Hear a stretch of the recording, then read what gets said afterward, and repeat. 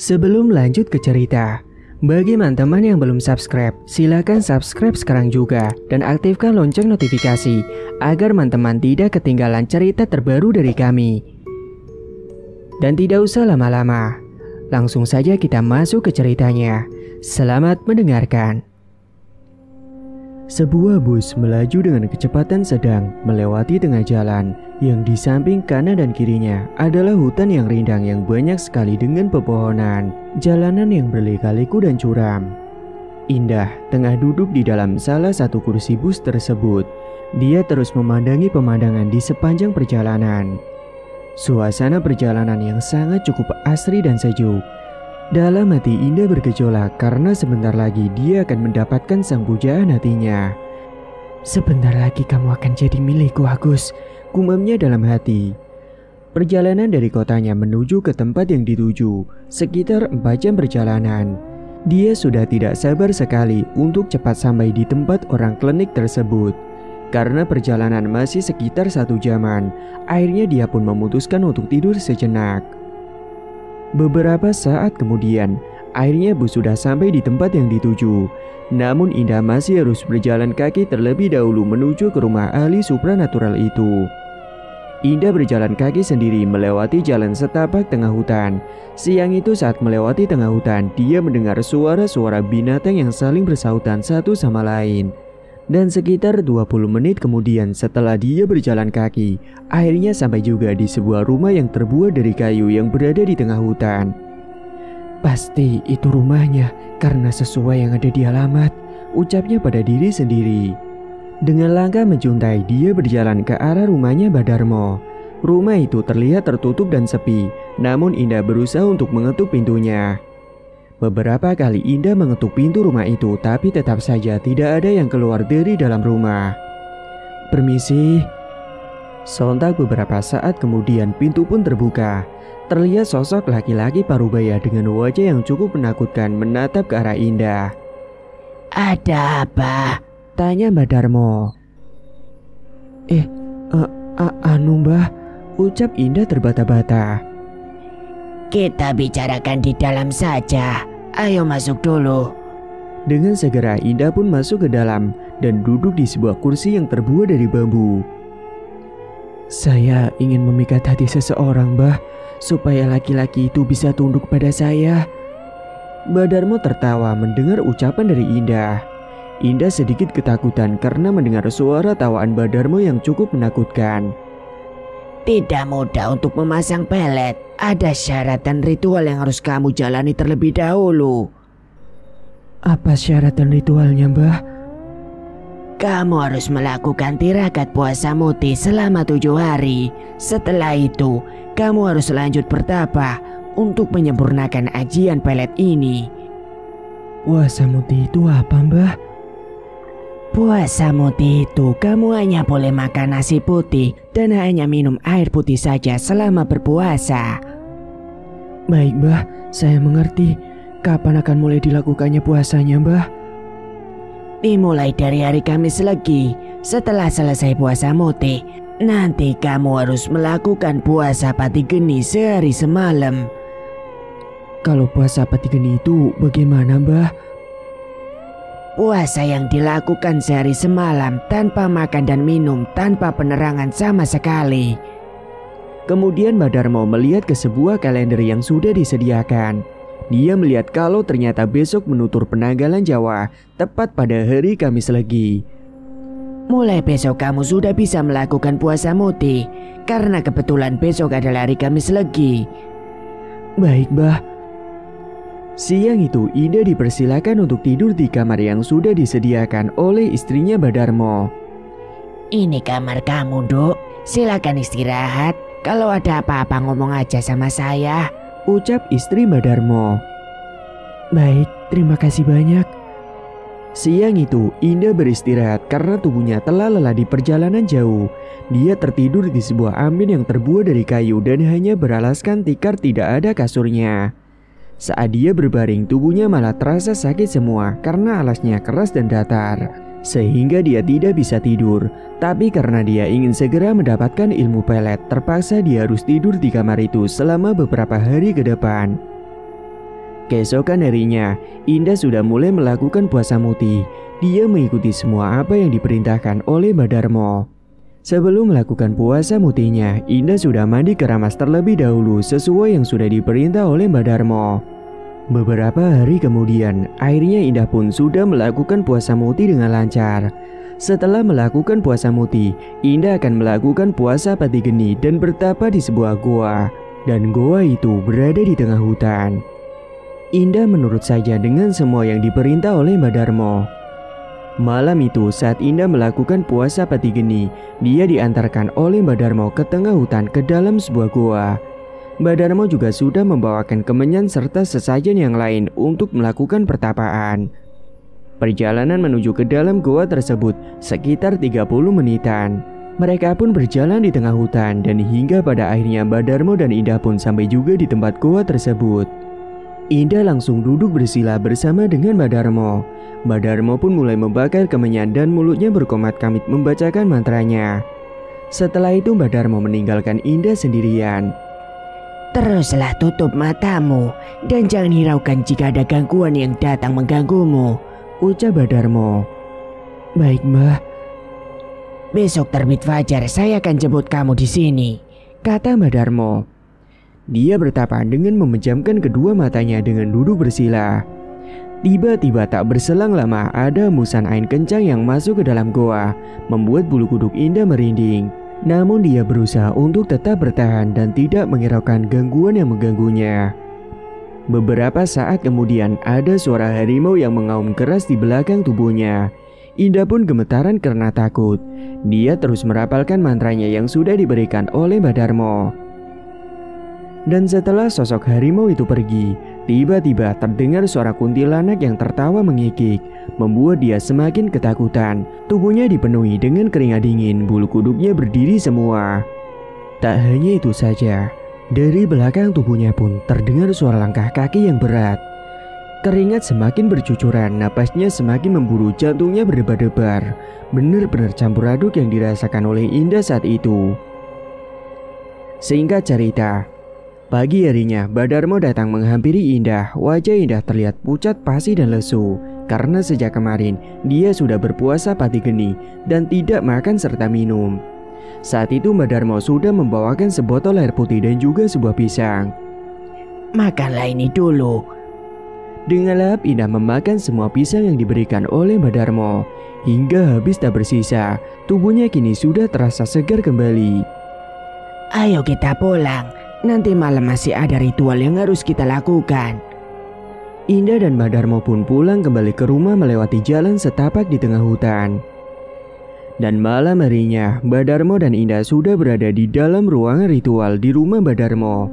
Semua sudah disiapkan oleh Mbak Darmo, sesajen seperti kembang setaman, kemenyan, pisang hijau, kelapa muda, juada pasar dan jajan tradisional. Begitu juga sudah ada sebuah minyak misik yang disiapkan untuk media peletnya, serta kain sutra. Apakah kamu sudah menyiapkan syaratnya? Sudah Mbah.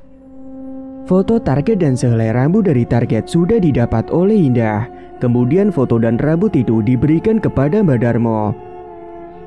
Ini Mbah, foto dan rambutnya, ucap Indah sembari memberi foto dan sehelai rambut kepada Mbak Darmo. Yang kemudian foto target dan sehelai rambutnya itu dibungkus menjadi satu di dalam kain sutra yang sudah disiapkan. Tapi sebelum dibungkus ke dalam kain sutra, foto tersebut dioleskan dengan minyak misik terlebih dahulu dan dituliskan nama target di belakang foto itu, serta nama orang tua si target dan juga tanggal lahir si target. Karena Indah sudah mengenal dekat dengan target, jadi dia sudah tahu tentangnya. Kemudian setelah dituliskan nama target, nama orang tuanya, serta tanggal lahirnya, Mbak Darmo mengolesi dengan minyak misik yang ada dan dibungkus ke dalam kain sutro. Kemenyan mulai dibakar oleh Mbak Darmo dan asapnya pun mulai mengepul. Lalu bungkusan kain sutra yang di dalamnya sudah ada foto dan sehelai rambut itu diasapkan sembari membacakan mantranya. Niat ingsun amet haji Gusti Jolo Sutro, tampangku tampang kencana urut kemerut teko kedep teko lerep, teko welas asih regane si Agus Minyono marang badan siliraku. Mulut Mbak Darmo berkomat-kamit membacakan mantra tersebut. Hembusan angin kencang masuk ke dalam ruang ritual membuat bulu kuduk berdiri semua. Tubuhnya penuh dengan keringat dingin. Setelah selesai melakukan ritual, Mbak Darmo memberikan syarat selanjutnya yang harus dilakukan oleh Indah. Simpan bungkusan kain sutra ini dan letakkan di dalam tas. Jangan sampai diletakkan di bawah tanah, karena kalau diletakkan di bawah tanah, khasiatnya akan menghilang, ucap Mbak Darmo sambil memberikan bungkusan kain sutra itu. Iya Mbah, baik, akan saya lakukan itu. Lalu apa yang harus saya lakukan lagi Mbah? Tanya Indah penasaran. Lakukan semedi di depan halaman rumah kamu sendiri tepat pada pukul 12 malam dan dilakukan pada saat malam Jumat Kliwon. Lalu saat kamu duduk bersila di halaman, kamu bayangkan wajah si target. Setelah selesai membayangkan wajahnya, kamu bacakan mantra Pele Colo Sutro ini, jelas Mbak Darmo. Mbak Darmo pun memberikan sebuah mantra yang sudah dituliskan dengan kertas. Ini mantranya saya bacakan berapa kali Mbah? Bacakan sebanyak 7 kali dan lihat nanti apa yang terjadi setelah kamu melakukan itu. Orang yang kamu pikat itu akan tergila-gila dan tunduk sama kamu. Baik Mbah, saya mengerti. Singkat cerita, keesokan harinya Indah pun pulang ke rumah dengan menggunakan bus sama seperti saat dia berangkat. Sesampainya di rumah, dia terlihat sumringah karena sebentar lagi akan mendapatkan hati seorang duda kaya raya. Hingga tiba di mana malam Jumat Kliwon sesuai dengan wejangan dari Mbak Darmo, Indah mulai melakukan semedi duduk bersila di halaman rumahnya tepat pukul 12 malam. Dia duduk bersila dan membayangkan wajahnya si Agus yang sangat tampan itu. Kemudian Indah mulai merapalkan mantranya. Niat ingsun, ameta haji Gusti Colo Sutro, tampangku tampang kencono, rut kamerut teko kedep, teko lerep, teko ulas asih regane si Agus Minyono, marang badan seliraku. Indah membacakan mantra tersebut sebanyak 7 kali. Malam itu saat Indah merapalkan mantranya, dia gemetaran, bulu kuduknya berdiri semua karena hembusan angin datang merasuk ke dalam tubuhnya. Tidak hanya itu, Indah juga merasakan seperti ada sosok yang mengawasi dirinya. Dia mendengar ada suara burung yang berkicau sangat kencang malam itu. Beberapa kali Indah mendengar suara wanita yang tertawa cekikikan, namun dia tidak melihat sosok itu di mana. Setelah sudah selesai melakukan ritual, Indah pun segera masuk ke dalam rumah. Keesokan harinya, Indah pergi seperti biasa ke tempat kerjanya. Dia bekerja di sebuah mall sebagai karyawan di toko pakaian. Seragam yang digunakan juga cukup modis. Dia berangkat dari rumah dengan menggunakan sepeda motor. Namun sialnya saat sedang buru-buru di tengah jalan tiba-tiba macet, membuat Indah sangat kesal. Sudah kesiangan pakai macet segala lagi. Kesalnya pada diri sendiri. Bahkan beberapa kali dia memandangi jam di tangannya. Setelah sudah kembali lancar, Indah dengan buru-buru melajukan motor dengan kecepatan yang tinggi. Namun karena tidak fokus dan buru-buru, akhirnya Indah mengalami kecelakaan. Motor yang dikendarai Indah itu ambruk, begitu juga dengan tubuh Indah yang terjatuh di atas aspal. Dia tadi menabrak sebuah pohon yang ada di pembatas jalan karena tidak fokus. Beberapa saat kemudian ada seorang laki-laki yang datang dengan mengemudikan mobilnya dan membantu Indah untuk bangun. Agus menjulurkan tangan Indah untuk membantu Indah. Sontak Indah terkejut tidak menyangka kalau yang menolongnya itu adalah Agus sang pujaan hatinya. Ayo bangun dah, kata Agus. Aduh, rintih Indah. Aku anterin kamu ke rumah sakit ya. Itu kaki kamu luka-luka, takut kenapa-napa nantinya, ucap Agus. Tapi motor aku gimana? Udah itu gampang, nanti biar aku suruh orang. Tubuh Indah lalu dibawa oleh Agus menuju ke mobilnya. Di dalam mobil menuju ke rumah sakit, mereka berdua saling bercerita satu sama lain. Makasih ya mas, kamu sudah nolongin aku. Iya Ndah, sama-sama. Kamu masih sakit nggak? Masih ini, nyeri sekali kakiku. Sabar ya, sebentar lagi kita sampai kok di rumah sakit. Agus mempercepat laju mobilnya menuju ke rumah sakit. Beberapa saat kemudian akhirnya mereka pun sampai juga di rumah sakit. Indah dipapa kembali oleh Agus menuju ke dalam rumah sakit. Setelah sampai di ruangan, dia pun langsung segera diperiksa oleh dokter. Gimana dok? Apa ada luka berat? Tanya Agus. Ini hanya luka ringan biasa pak. Nanti kasih obat nyeri serta dikasih obat merah saja sudah sembuh, ucap dokter itu. Oh, terima kasih ya dok, ucap Agus. Sama-sama, kalau begitu saya permisi dulu ya. Sementara Indah dan Agus berjalan keluar dari rumah sakit sembari memapa tubuh Indah. Aku anterin kamu pulang ke rumah aja ya. Loh, tapi kan aku harus kerja mas. Sudah, kamu gak usah kerja dulu, yang penting kamu sembuh dulu, kata Agus. Indah tersenyum mendengar ucapan dari Agus dan langsung mengangguk. Mereka masuk kembali ke dalam mobil untuk mengantarkan Indah pulang ke rumah. Oh iya Indah, hari ini kamu cantik sekali sih, rayu Agus. Ah, Mas Agus bisa aja, emangnya aku selama ini jelek? Kok cuma hari ini saja bilang aku cantiknya? Iya, cantik terus sih, tapi maksud aku hari ini kamu terlihat lebih cantik sekali, kata Agus. Oh iya mas, emangnya kamu gak urus itu tokonya, kok malah nganterin aku? Maaf ya, aku jadi ngerepotin kamu. Kan udah ada karyawan dah, jadi ya tidak apa-apa, jangan terlalu dipikirin. Aku kan bisa datang kapan aja ke sana, kata Agus. Oh iya dah, aku mau ngomong sama kamu. Ngomong apa mas? Aku tuh suka sama kamu. Kamu mau gak jadi pacar aku? Ungkap Agus. Namun obrolan mereka seketika terhenti saat Indah melihat di depan ada seorang nenek yang menyeberang di jalan. Mas, awas! Teriak Indah. Agus pun terpaksa mengerem mobilnya secara mendadak. Kemudian setelah itu mereka pun melanjutkan kembali perjalanannya. Oh iya mas, kamu tadi bilang apa? Tanya Indah. Loh, dari tadi kamu gak dengerin aku? Tanya Agus. Iya kan, tadi aku kaget mas, ada nenek-nenek yang nyebrang tiba-tiba. Kemudian Agus pun mengulang kembali perkataannya itu. Aku suka sama kamu dah, kamu mau gak jadi pacar aku? Tanya Agus kemudian. Kamu serius ini mas? Iya dong dah, serius. Gimana, kamu mau gak jadi pacar aku? Tanya Agus. Iya mas, aku mau, jawab Indah dengan semangat. Ternyata pelet itu benar-benar ampuh dan aku bisa mendapatkan hati mas Agus, gumamnya dalam hati. Beberapa saat kemudian mereka pun akhirnya sampai juga di rumahnya Indah. Assalamualaikum.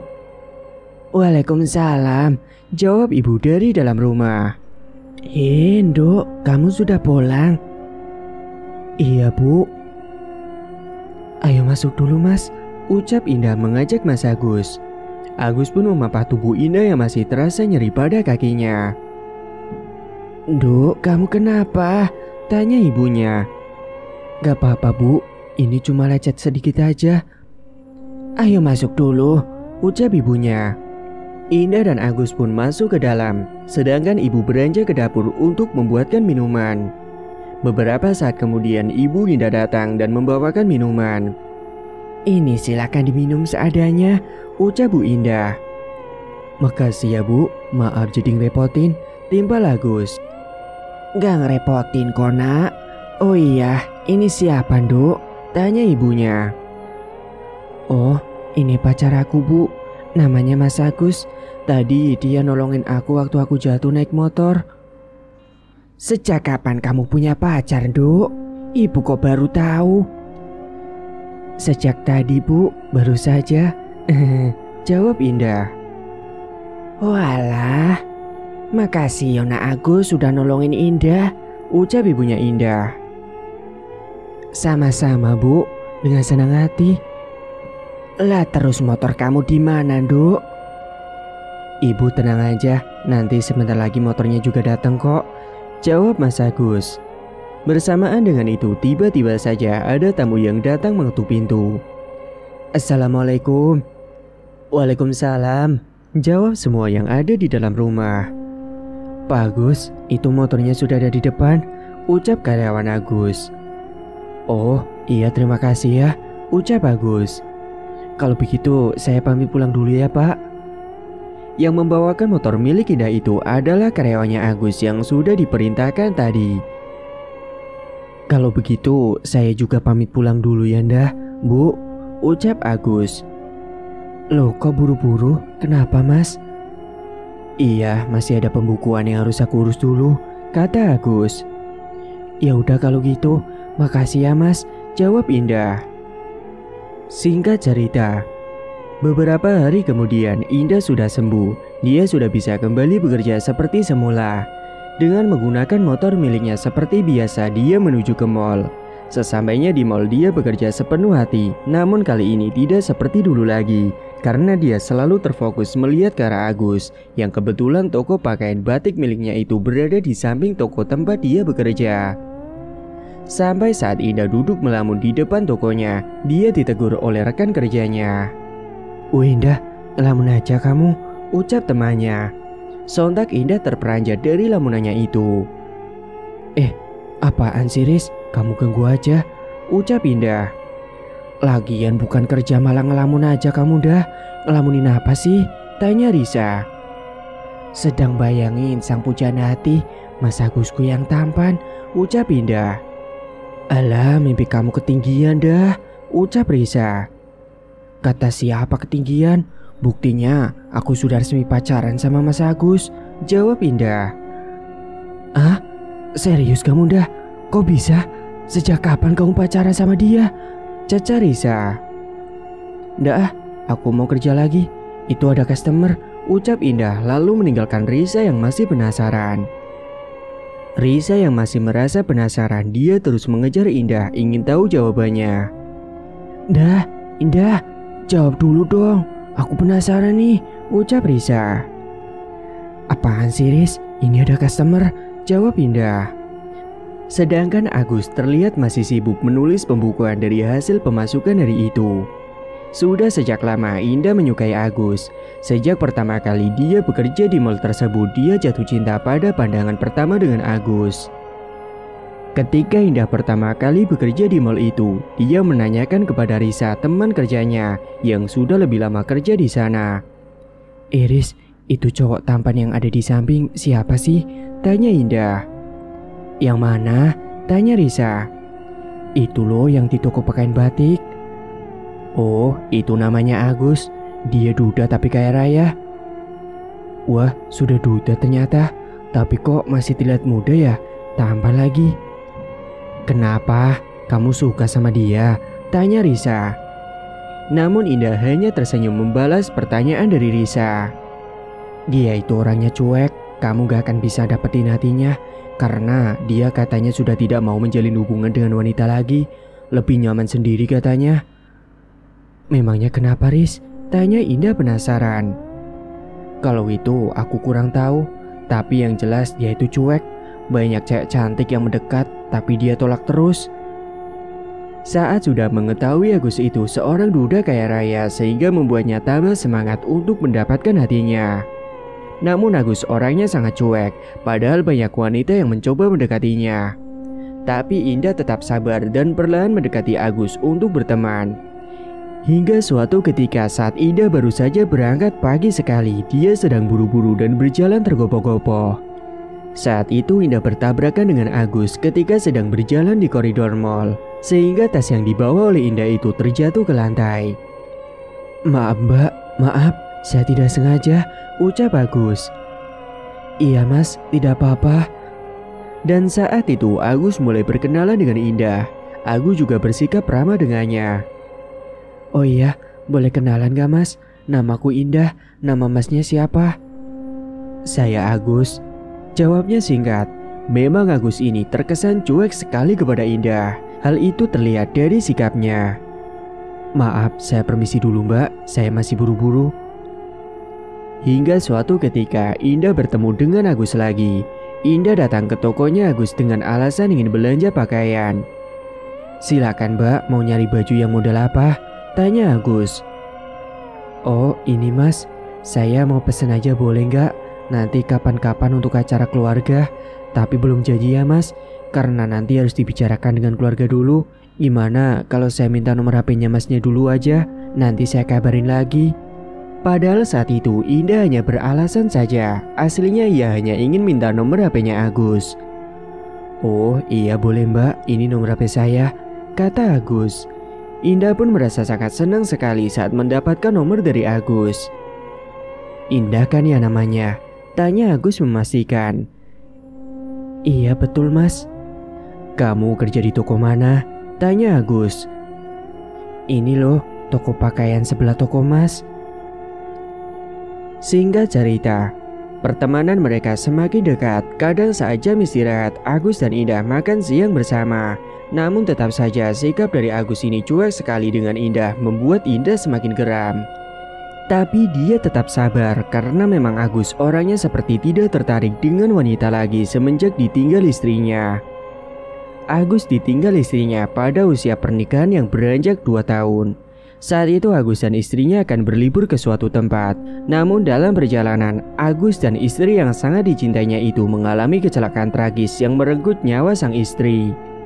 Setelah meninggalnya sang istri, Agus menjadi tidak bersemangat dan sempat terpuruk karena dia sangat mencintai istrinya itu. Sejak itulah, dia menjadi orang yang cuek dan seperti tidak mau menjalin hubungan dengan wanita siapapun. Indah yang mendengar cerita dari Agus itu cukup merasa iba. Indah juga sempat bertemu dengan ayahnya Agus saat di tokonya Agus dan langsung berkenalan. Halo om, saya Indah, ucap Indah. Saya Yono, kamu siapa? Karyawan baru? Tanya Om Yono. Oh enggak om, saya karyawan toko sebelah. Tapi saya ingin main ke toko Mas Agus karena kita memang sudah temenan, kata Indah. Oh gitu. Karena toko itu sebenarnya milik ayahnya tapi sudah dipindah alihkan untuk si Agus. Dan saat itulah kedekatan mereka semakin dekat. Sempat Indah menyatakan cintanya lebih dulu kepada Agus karena sudah saking jatuh cinta dengan Agus. Indah menyatakan cinta kepada Agus di tokonya Agus. Dan kebetulan saat itu kondisi masih sepi. Para karyawannya pun juga sedang istirahat siang. Jadi kesempatan Indah untuk mengungkapkan isi hatinya itu. Mas, kita kan sudah deket lama, aku nyaman sama kamu mas. Tapi Agus masih tetap cuek, dia malah sibuk mengurus pembukuan tokonya. Mas, aku ngomong dengar gak? Tanya Indah. Iya aku dengar, jawabnya singkat. Mas, aku suka sama kamu, sejak awal kita berpapasan saat itu. Kamu mau gak jadi pacar aku? Ucap Indah. Maaf ya Indah, saya sedang tidak mau menjalin hubungan dengan wanita siapapun. Kita temenan aja atau bersahabat aja ya, ucap Agus. Kenapa mas memangnya? Aku kurang cantik ya? Atau aku gak selevel sama kamu? Cecar Indah. Bukan itu, pokoknya saya gak bisa. Maaf ya, jawab Agus. Seketika Indah pun tertunduk lesu setelah mendengar jawaban dari Agus. Namun betapa sakit hatinya Indah ketika ungkapan cintanya itu ditolak mentah-mentah oleh si Agus. Namun dari ucapan Agus itu malah membuat Indah semakin gencar untuk mendapatkan Agus dengan cara apapun. Akhirnya dia mendapatkan informasi tentang dukun yang ahli pelet melalui majalah yang ada di toko tempat dia bekerja. Saat itu Indah tengah duduk santai membaca majalah sembari menunggu pembeli yang datang. Dan di bagian salah satu halaman majalah tersebut terdapat informasi tentang orang pintar atau ahli klinik tentang pelet, dan saat itu juga Indah merobek halaman tersebut dan dibawanya pulang ke rumah. Dan setelah mendapatkan informasi itu, dengan segera hari berikutnya Indah pergi ke tempat dukun klinik itu. Setelah dia sudah melakukan semua ritual di tempat Badarmo, dan saat itulah Agus mulai jatuh cinta dengan Indah saat membantu Indah jatuh dari motornya itu. Singkat cerita, kini Agus selalu menghampiri Indah ke tempat kerjanya, membuat para karyawan teman kerja Indah itu bertanya-tanya kepada si Indah. Karena Agus selalu perhatian kepada Indah, membuat yang lain merasa iri. Dah, nanti siang kita makan siang bareng ya, ucap Agus. Iya mas, di mana? Seperti biasa aja di kantin bawah dah, jawab Agus. Setelah Agus kembali lagi ke tokonya, rekan kerja Indah langsung mencecar berbagai pertanyaan kepada Indah. Dah, kamu sekarang pacaran sama dia beneran? Tanya Risa. Iya, memangnya kenapa? Kok bisa dia lulus sama kamu dah? Kamu pasti pakai pelet ya? Ucap Risa. Enak aja, aku gak gitulah.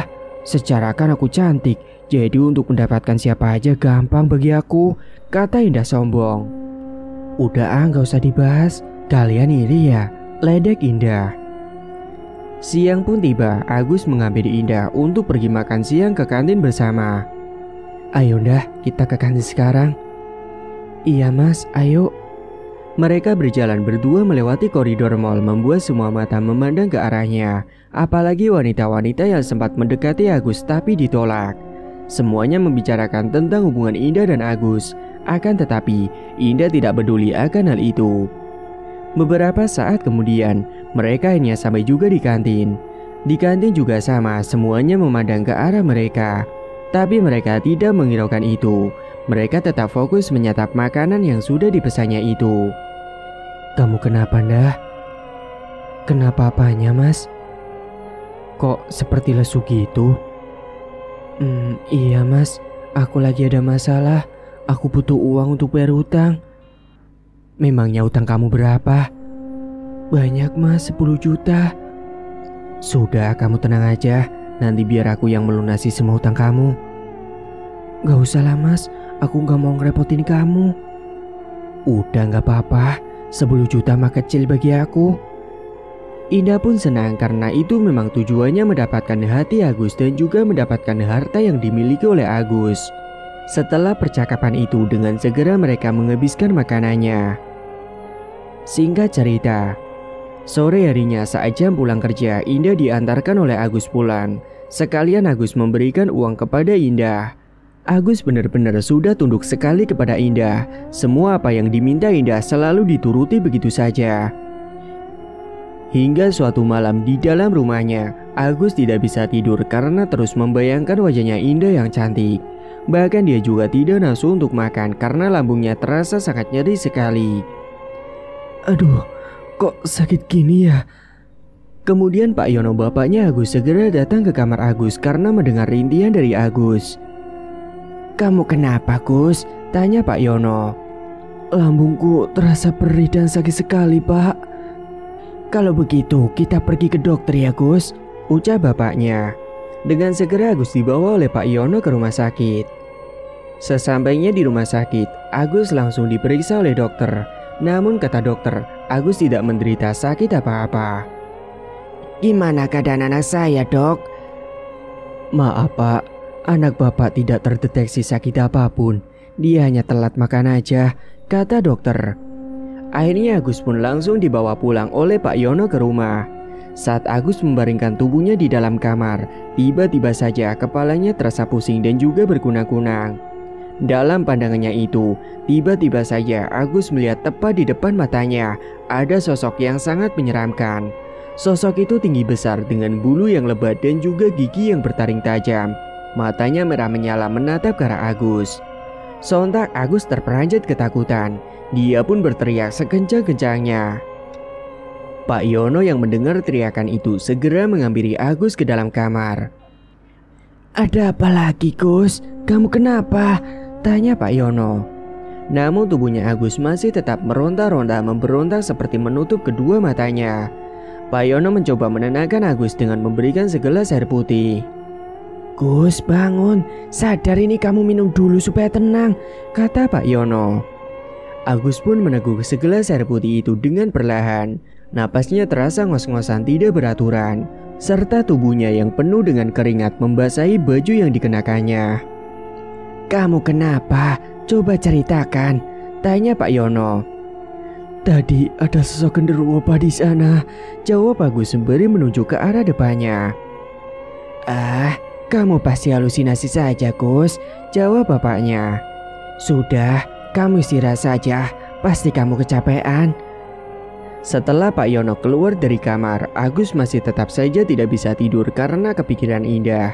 Dia melamun dengan tatapan mata yang kosong sembari membayangkan wajah Indah.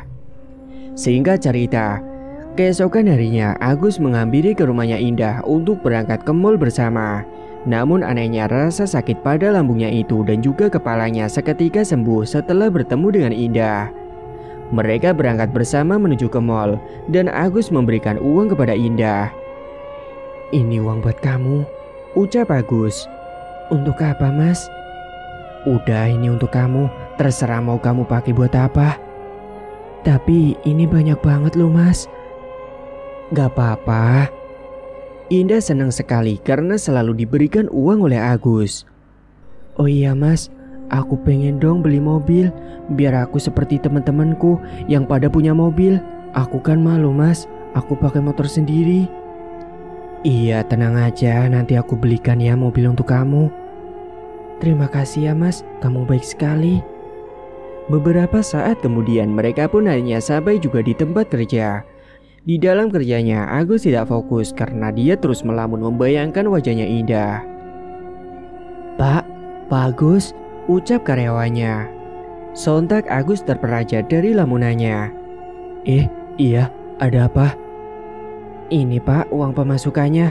Bapak kenapa ngelamun terus dari tadi? Tanya karyawan itu. Oh gak apa-apa kok. Akhir-akhir ini Agus seperti orang yang linglung dan tidak berdaya. Singkat cerita, selang beberapa hari kemudian Agus membelikan sebuah mobil untuk Indah. Sebuah mobil mewah yang diantarkan dengan menggunakan truk terparkir di depan halaman rumahnya si Indah. Gimana, kamu suka kan sama mobilnya? Iya mas, aku suka. Makasih ya mas, kamu selalu nurutin apa yang aku mau. Sama-sama dah. Setelah mendapatkan banyak uang dari Agus, sekarang Indah sudah tidak kerja lagi di toko yang ada di mall. Indah dipecat karena kerjanya tidak becus, selalu melamun. Meskipun dipecat, Indah malah senang karena dia bisa bebas pergi kemana saja.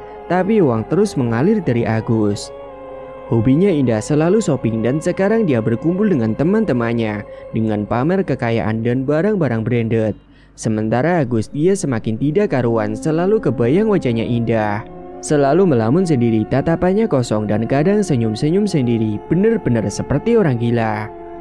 Sampai Pak Yono melihat kondisi Agus sangat memprihatinkan. Secara Agus semakin kurus karena tidak nafsu untuk makan. Dia akan nafsu makan jika makan bersama dengan Indah, sang kekasihnya.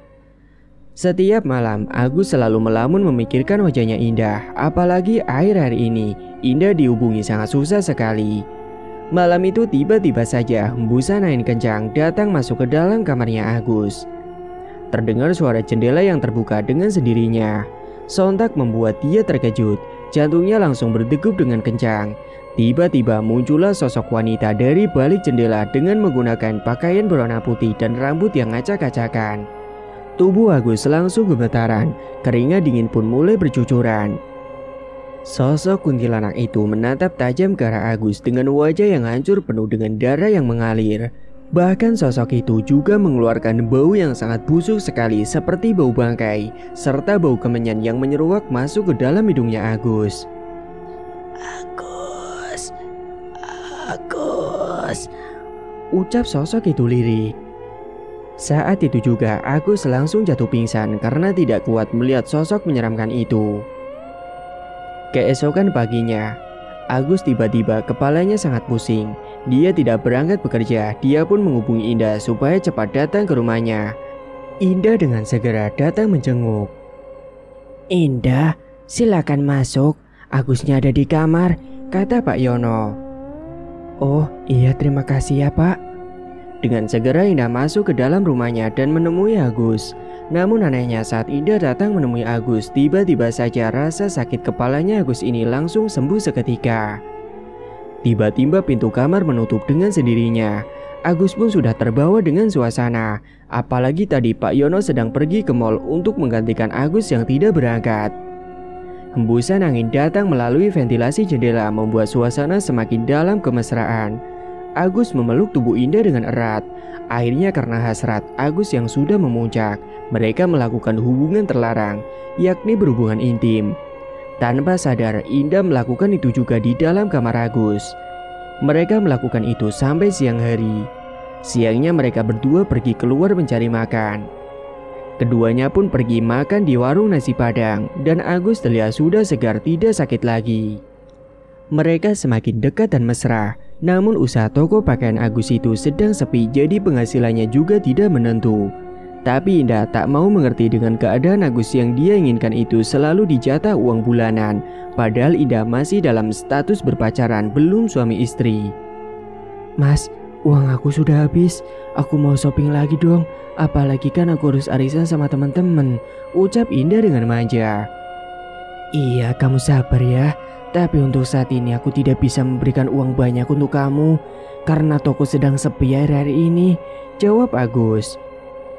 Kamu sudah gak sayang lagi sama aku ya mas, ucap Indah. Bukan begitu Beb. Iya nanti aku usahain.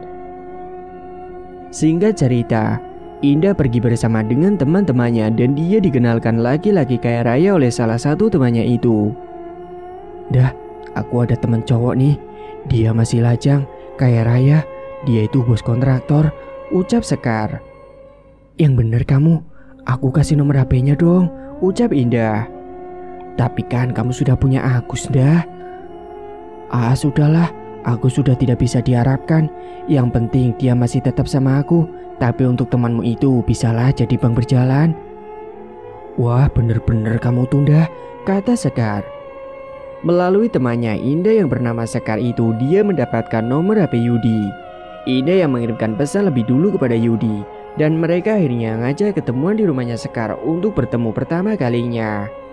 Saat pertama kali Indah melihat Yudi, dia langsung jatuh cinta karena Yudi lebih muda dan juga lebih tampan. Ternyata Yudi juga jatuh cinta. Akhirnya mereka pun menjalin hubungan tanpa sepengetahuan dari Agus. Sementara Agus setelah Indah mengkhianati dirinya, dia selalu gelisah dan tidak tenang, selalu melamun karena memikirkan wajahnya Indah. Bahkan Agus sampai jatuh sakit karena jarang sekali makan. Namun Indah nampak tidak peduli. Setiap malamnya Agus mengigau memanggil-manggil nama Indah.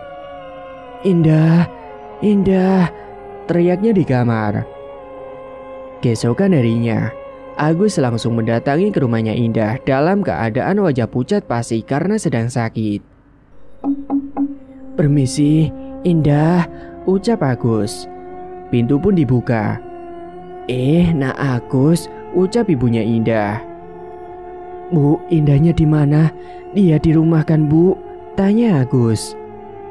Indah sudah 2 hari belum pulang juga Gus. Ibu juga gak tahu dia pergi kemana, ucap ibunya. Bu, aku pengen ketemu sama Indah. Dia dihubungi juga tidak pernah membalas Bu, kata Agus. Karena Indah tidak berada di rumah, akhirnya Agus pergi meninggalkan rumah Indah. Tapi dia benar-benar sudah linglung seperti orang gila yang menangis dan ketawa-ketawa sendiri.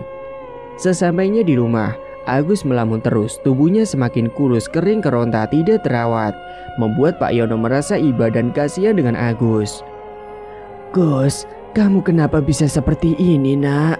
Tanya Pak Yono. Namun Agus masih tetap melamun dengan tatapan kosongnya. Suatu ketika, Agus pergi dari rumah. Dia berjalan melewati jalan raya sembari teriak-teriak terus memanggil nama Indah. Indah, Indah. Dia menggunakan baju lusuh dan juga robek-robek. Sementara Pak Yono bingung mencari keberadaan Agus yang tidak tahu kemana. Sudah dicari ke sana kemari, hingga saat Pak Yono berada di mal, ada salah satu bapak-bapak tetangganya yang mengabarkan kalau Agus berada di bawah kolong jembatan. Pak Yono, saya melihat Agus Pak. Di mana Pak? Di mana? Tanya Pak Yono penasaran. Itu Pak, ada di bawah kolong jembatan. Saat itu bapak tersebut yang tetangganya Pak Yono sedang mancing di sungai bawah jembatan dan dia melihat ada Agus tengah terduduk di sana. Kalau begitu ayo anterin saya ke sana Pak, kata Pak Yono. Dengan segera Pak Yono pun pergi ke tempat Agus berada. Setelah melihat kondisi Agus begitu sangat memprihatinkan dengan baju yang robek-robek, rambutnya acak-acakan, bahkan kakinya penuh dengan luka-luka karena sudah beberapa hari ini Agus tidak pulang ke rumah. Dengan paksa Pak Yono membawa Agus pulang dibantu oleh tetangganya itu. Sesampainya di rumah, Agus dikurung di dalam kamarnya. Namun kondisinya semakin memburuk, dia terus teriak-teriak, tubuhnya semakin kurus. Kadang ketawa, kadang menangis sendiri. Hingga akhirnya Pak Yono mencarikan orang pintar untuk mengobati Agus. Pak Yono mendapatkan informasi orang pintar itu dari tetangga yang kemarin menemukan Agus. Di sisi lain, Indah sedang berlibur keluar kota bersama dengan teman-temannya serta dengan Yudi. Indah benar-benar sudah melupakan Agus, padahal dia sudah memikat Agus. Singkat cerita, orang pintar yang tahu tentang hal seperti itu, beliau pun datang ke rumah untuk mencoba menyembuhkan Agus. Pak Yono dan Pak Ulil masuk ke dalam kamar Agus. Terlihat dia sangat tidak berdaya dengan kondisinya yang semakin memburuk dan wajahnya yang terlihat tidak terurus sama sekali. Agus ketawa-tawa sendiri dan juga teriak-teriak. Pak Ulil pun menggelengkan kepalanya ketika mendengar Agus yang teriak-teriak. Pak Ulil mulai membacakan doa-doa untuk mengusir sosok yang ada di dalam tubuhnya Agus. Dan saat Pak Ulil terus berkomat-kamit membacakan doa, tubuh Agus terus meronta-ronta kepanasan. Tubuh Agus bergerak ke sana kemari hingga dia teriak tak karuan. Tiba-tiba Agus memberontak karena dia sedang dalam kondisi kerasukan. Wahai kau yang ada di dalam tubuh orang ini, keluarlah atau mau saya bakar dengan ayat-ayat Allah, ucap Pak Ulil. Pak Ulil terus membacakan doa-doa sehingga tubuhnya semakin memberontak dan dipegangi oleh Pak Yono. Hembusan angin kencang tiba-tiba saja masuk ke dalam kamar tersebut hingga gorden jendela kamar bergerak kencang sekali. Tiba-tiba saja pintu kamar yang tadinya terbuka menjadi tertutup sendiri. Dan beberapa saat kemudian, tubuh Agus lemas tidak berdaya dan dia pun pingsan. Setelahnya Pak Ulil meminta kepada Pak Yono untuk mengambilkan segelas air putih. Pak Ulil membacakan doa pada segelas air putih tersebut. Agus pun kemudian tersadar. Minumlah air doa ini nak, ucap Pak Ulil. Dengan segera Agus meneguk air putih itu perlahan, kemudian setelah meminum air putih itu, Agus terbatuk-batuk, bahkan muntah darah. Hingga akhirnya perlahan-lahan Agus sudah tersadar dan kembali seperti semula. Agus telah dipelet seseorang, ucap Pak Ulil. Siapa yang melakukan itu, Pak? Tanya Pak Yono. Dia teman Agus, tapi bukan teman akrab sebelumnya, kata Pak Ulil. Untuk cepat sembuh, siapkan air bekas cucian beras dan diletakkan pada baskom. Kemudian ambil baju kamu yang sudah pernah dipakai, Gus, ucap Pak Ulil. Lalu diapakan, Pak? Tanya Agus. Lakukan sholat hajat khusus 2 rakaat pada jam 1 malam. Niatkan meminta kesembuhan kepada Allah Ta'ala. Setelah selesai sholat, ambil posisi duduk bersila, tubuh tegap dan rileks. Kemudian pejamkan mata dan mulailah berzikir. Bacalah istighfar 1001 kali. Lafaz innalillahi wa inna ilaihi rajiun sebanyak 1001 kali. Ya Bahar 1001 kali. Jelas Pak Ulil. Kemudian bagaimana lagi caranya, Pak? Selesai zikir, baju yang sudah kamu siapkan ludahi sebanyak 7 kali.